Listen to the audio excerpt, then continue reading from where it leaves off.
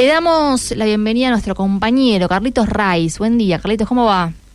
Hola, buen día. ¿Cómo estás? Buen día, bienvenido. Buen día, Carlos. Bueno, para quien no sepa, Carlitos, además es nuestro compañero en Radiográfica. Para nosotros es un referente. Cada vez que tenemos que hablar de derechos humanos, siempre es a la primera persona a quien consultamos. Así que, bueno, Carlitos, contanos un poco cómo lo viviste el día de ayer. Decíamos, fue una fecha especial, siempre es especial, pero ayer, en este contexto que estamos viviendo, tuvo como un significado, ¿no? Más especial todavía. ¿Cómo lo viviste? Y yo lo viví muy emocionante. Creo que lo comenté con varios compañeros, los escuchaba hoy temprano cuando abrían el programa y realmente fue emocionante en este contexto donde uno siente que todos los días se están pegando, machacando, que ya viene de la campaña, de las elecciones, sí, de los debates, del balotaje, y creo que por lo menos el comentario con varios compañeros y todo es que es como un respiro de aire fresco, ¿no? De como decir, bueno, el pueblo, la memoria no se toca, ¿no? Que está firme, y creo que en la plaza llena, siempre el 24, es un espacio donde uno se reencuentra con compañeros, se vuelve a ver por ahí con compañeros que estuvo militando en algún año, en algún momento, sí, o referentes de las organizaciones, con familiares. Yo en mi caso personal, digo, mi papá y mi mamá, los dos estuvieron secuestrados durante la dictadura. Yo nací después, apenas empieza la democracia, y siempre a la marcha, por ahí íbamos de chicos, o las actividades, y por ahí durante nuestras infancias no se hablaba mucho del tema. Uno no lo hablaba en la escuela. Yo nací en Venezuela y me pasaba, por ejemplo, no decía que nací en Venezuela porque se había exiliado mi papá para allá, sino porque mi papá trabajaba allá. Claro. Y creo que hubo todo un proceso acá histórico, de la mano de los organismos de derechos humanos, después de la mano de gobiernos que acompañaron en diferentes etapas y diferentes momentos, que se habló del tema, digo, como pueden ser con las características de cada momento histórico. Por ahí uno en la ola de esos análisis tiene el compromiso máximo dentro del kirchnerismo, y por ahí con Néstor, con la recuperación del ex-ESMA, con la bajada de los cuadros, después con Cristina. Pero hay algo ahí que se fue cosechando en los organismos, en las charlas, en las escuelas, en los familiares. Yo me sigo emocionando. Yo ahora voy con mi hija, y mi hija, por ejemplo, ella tiene los dos abuelos, que los dos son exdetenidos expresos, pero no los conoció porque fallecieron antes, claro, de que nazca. Y ella se armó un cartel, ¿viste? Con 6 años del Día de la Memoria, la Verdad y la Justicia, y todas esas cosas se emocionan, y sabemos que hay muchos núcleos de familiares y de gente que va desde ese lugar, y militantes también de los 70, no sé, anoche repasaba todos los testimonios que recopilaron ahí en el gazebo, y había eso. Estaba una compañera que tenía a su compañero desaparecido, otro que era sobrino de un desaparecido, otros militantes también hace años. Entonces creo que esa emoción nos da un respiro, porque creo que hay una cosa del gobierno de querernos quemar la cabeza. Entonces, sí. Mi sensación fue esa, como hay aire fresco dentro de un contexto donde se denunciaron un montón de cosas y un montón de políticas gravísimas, pero creo que ahí hubo esa vena, ¿no? Total, y aparte me parece que esto es algo, ya es una característica, ¿no? De los movimientos de derechos humanos, de los organismos, de su militancia, pero de todo el pueblo argentino, que es recordar, pero con mucho amor, ¿no? La militancia, la vida de los desaparecidos, y reclamar justicia y no venganza. No está esa bronca, esa violencia y ese odio que desprenden otros, que son quienes reivindican la dictadura y que paradójicamente hoy son los abanderados de la libertad. Así que, nada, me parece que un poco lo que nos diferencia es eso, ¿no? Somos diferentes, y eso quedó plasmado en la movilización del día de ayer. No sé si nos sigue todavía, Carlitos, sí, porque se congeló la imagen. Carlitos. Ahora vemos y pero reconectamos. Creo que tuvo un poco eso de revitalizante la marcha, de que vi muchos comentarios, escuché muchos comentarios de gente con que se iba entusiasmada de lo que fue una marcha bastante extensa, con muchas horas, gente que venía de muy lejos, viajando en tren, en colectivo, se veían las imágenes del subte, también con las personas cantando las consignas para llegar a la Plaza de Mayo, porque el subte llegaba hasta ahí, hasta las inmediaciones de la plaza, y creo que tuvo esa cuota de revitalizante frente a todos los golpes que nos está dando este gobierno. Tal cual. Carlitos, quería que nos cuentes un poco, que hagas un repaso de la militancia de tus viejos para conocer también tu historia, ¿no? Como la tuya hay muchísimas otras, aunque hoy algunas las quieran negar, pero contanos un poco acerca de, bueno, del recorrido y de cómo pasaron esos tiempos tan duros y oscuros de nuestra historia. Bueno, yo me llamo Carlos Alberto Raiz Cabrera, mi papá era Patrick Raiz, bueno, como se llama el estudio y de la gráfica. Sí, en honor. En honor, mi mamá Fátima Cabrera. Me llamo Carlos por un poco por Carlos Mujica y por Carlos Bustos, que eran dos curas. Bueno, Carlos Mujica asesinado antes de la AAA y Carlos Bustos asesinado en el 78, en las Pascuas del 78, que era militante político y cura obrero. Alberto por una de las primeras parejas de mi mamá, que era militante y también estuvo desaparecido, y nací en el 85 un poco con esa carga histórica.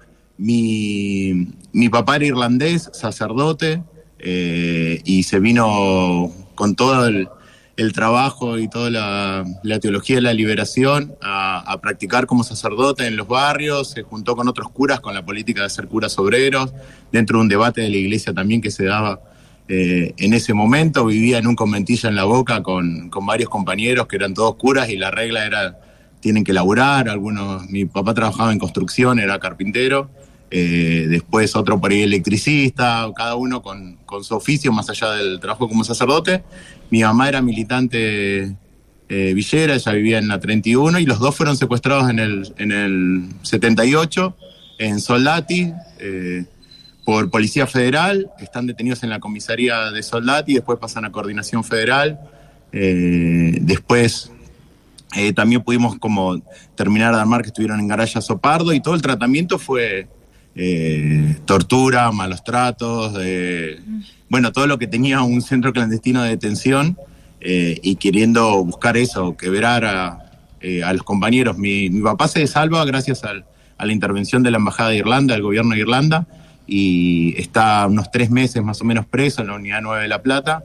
Lo expulsan del país, y mi mamá queda 1 año y medio más o menos presa en Devoto, y vivió toda la dictadura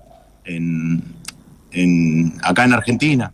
En el caso de mi mamá tenía 17 años, ella cuando estuvo detenida, todavía tiene el documento que le dieron a los 18, que fue en la cárcel de Devoto, con la foto ahí en la cárcel. Y uno por ahí, bueno, después cuando ya retorna a la democracia se vuelven a encontrar.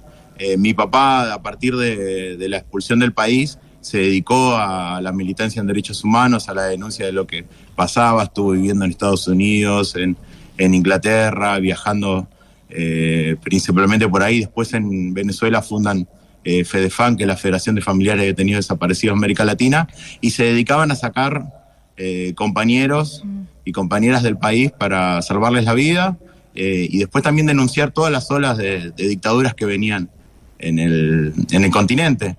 Y entonces un poco, yo ya nací en el 85, cuando vivían en Venezuela, y ya como un proyecto de vida dentro de la democracia, pero también con esa historia y con esa lucha de resistencia y ese compromiso que se dio en ese momento histórico, y que también yo fui aprendiendo por parte de mi papá y su militancia en derechos humanos, que nada justifica la tortura ni la desaparición forzada de personas. Y lamentablemente es una práctica que se hace en todo el mundo, que se sigue haciendo. Después con él pude conocer a FAT, que es la Asociación de Familiares Desaparecidos de Asia, Desaparecidos de África. Cuando uno empieza a decir, es una metodología muy perversa, muy perversa de hacer desaparecer el cuerpo para borrar el delito. Sí. Y que realmente creo que hay una construcción de que nunca más tiene que pasar, y hay que denunciarlo cada vez que pasa. Creo que la construcción que se dio acá en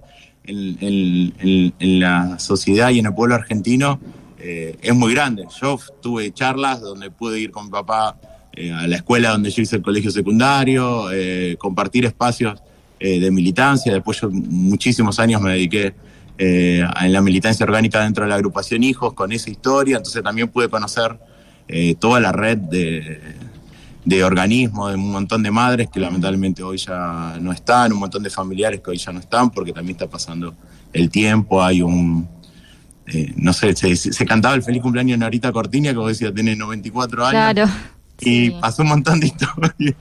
Entonces creo que a partir de eso, del lado más humano de las relaciones y las charlas que se dieron en los colegios, en las actividades, me acuerdo de 10.000 actividades en la radio, con la radio, o entrevistas en el aire en la radio, generan esa conciencia que es una semillita de muy a poquito, pero creo que ayer se mostró que creció grande.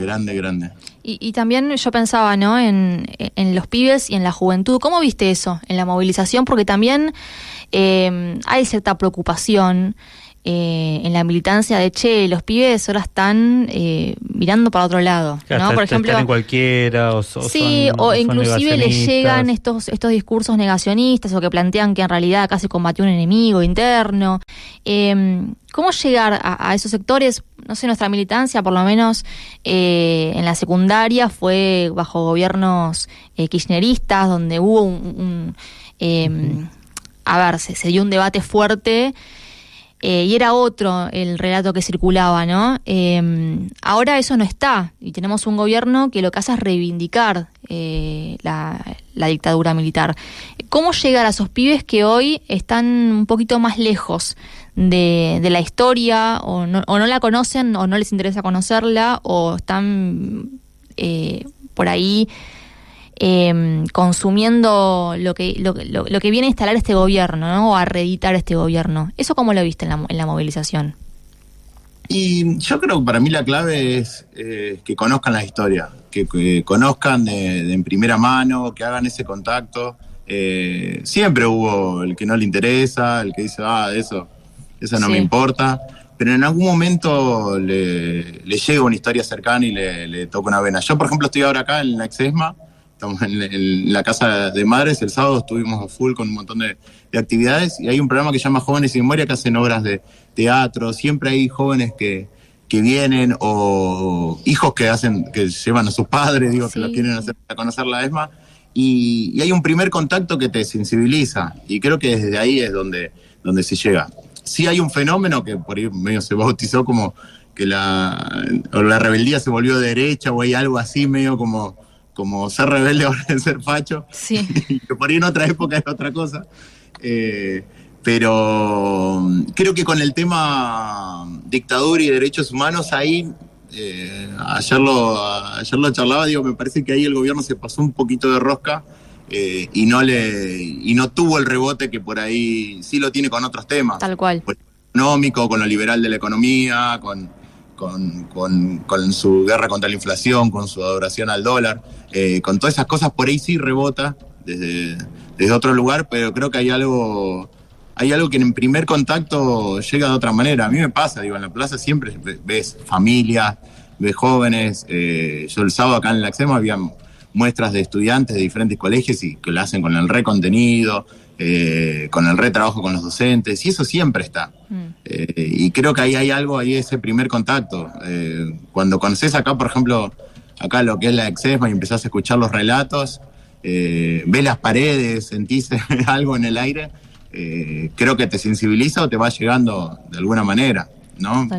El año pasado, por ejemplo, creo que Coscu hizo una visita acá al sitio, tuvo mucha repercusión, y era de alguien que por ahí no llegaba desde otro lugar, pero que va abriendo esas puertas. Sí, ayer hubo muchos artistas también, que para mi sorpresa dijeron algo. Sí, también, lo que ya es habitual, los clubes de fútbol también con los mensajes, que es algo que ya viene pasando desde hace un tiempo, pero es importante que personalidades que no tienen una cuestión puntual con los derechos humanos también tengan estos mensajes. Sí, es claro, y creo que hay algo que está en el aire, que, por ejemplo, cuando Estela encontró a su nieto y se abrazó, todos nos emocionamos, Sí. Desde la cercanía o desde la distancia, pero fue una buena noticia para el país. Cuando murió Videla, condenado y preso, todos reflexionamos y decimos, bueno, murió preso. Como que se cerraba algunas etapas. Creo que hay en eso, en la vena y el corazón del pueblo argentino que está. Digo, más allá que nos quieran imponer otras cosas, está. Carlos, te quería preguntar también por todos estos mensajes previos a la marcha, que es lo que veníamos reflexionando, de que durante el 24 no lograron que este mensaje tenga tanta repercusión, pero sí en la previa creo que fue unas provocaciones que hasta creo que ayudaron un poco a la convocatoria. Uno de ellos es lo que pasó con la compañera de Hijos, que fue atacada en los días previos, el 5 de marzo, en la casa, fue abusada y pintaron en su casa "Viva la libertad, carajo". ¿Cómo viste este episodio que es totalmente repudiable? Sí, es un episodio totalmente repudiable que nos preocupa y nos ocupa. Digo, creo que ahí hay algo que todos, cuando circulaba la noticia, nos entramos en estado de shock y de miedo y de preocupación. Lamentablemente hay un clima que habilita eso. Bien, que habilita eso, que no te sorprende si después nos vamos a entrar una golpiza a alguien es como hay un clima que se está generando de odio y perversidad, que es horrible. Entonces creo que ayer en la plaza todos necesitábamos un poco abrazarme fuerte, ¿viste? Sí. Como ese meme que a veces circula, bueno, que pase, y creo que nos abrazamos todos fuerte porque realmente hay mucho dolor, hay mucha preocupación, estamos todo el día, todos contando a ver cuánto falta el peso para el mes, para poder cubrir tal gasto, para poder sostener la familia, para poder sostener la casa, y creo que este contexto no ayuda en ese sentido, y bueno, estamos todos en alerta y no hay que minimizar estos casos. Mismo cuando se difundió, después empezaron a denunciar otras amenazas por teléfono o amenazas mismo por las redes. También hay que intentar a veces no minimizar y decir, bueno, no hay que amenazar, no hay que violentar, claro. No podemos naturalizar eso, ¿no? No podemos naturalizarlo, claramente. Entonces creo que desde ese lugar nos despierta también todos una alerta. Totalmente. Carlitos, te agradecemos muchísimo estos minutitos con nosotros. Te mandamos un abrazo grande. Bueno, muchas gracias a ustedes y bueno, que tengan un buen día. Gracias. Un abrazo. Ahí pasaba nuestro compañero Carlitos Raiz.